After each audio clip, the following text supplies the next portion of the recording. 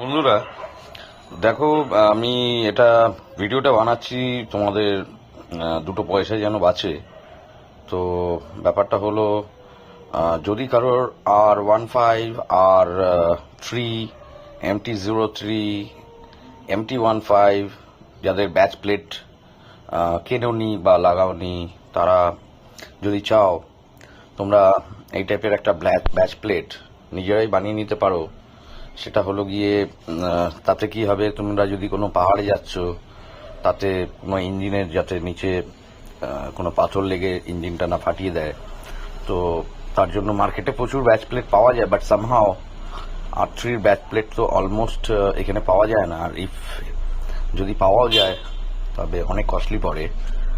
তো এই ব্যাচ প্লেটটা আমি নিজে বুদ্ধি লাগিয়ে বানিয়েছি, যেটা হলো গিয়ে একটা লোহার শিট, সামনে মোটা তুমি নিতে হবে।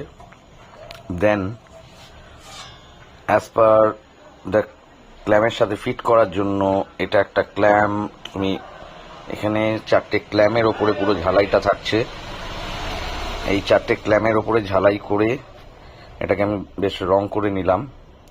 রং করে নিয়ে নেওয়ার পরে দেখো, ক্ল্যাম্পগুলো অ্যাজ পার মাপের অনুযায়ী আমি ওটাকে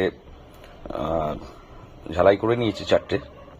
এটা চলো আমি ফিটিং করে দেখাচ্ছি, যেটা আমার সুন্দর নিচে যদি ইঞ্জিনে অ্যাটলিস্ট কোনো সামহাও আনইভেন থেকে বাঁচাবে।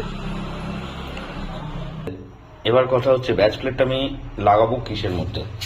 দেখো, সামহাও এটা একটা পয়েন্ট এখানে লাগছে, ঠিক আছে, এই একটা পয়েন্ট এখানে একটা লাগছে, যেটার মধ্যে আমার ইভেন ইয়েটা লাগানো থাকে, নিচের কাউলটা।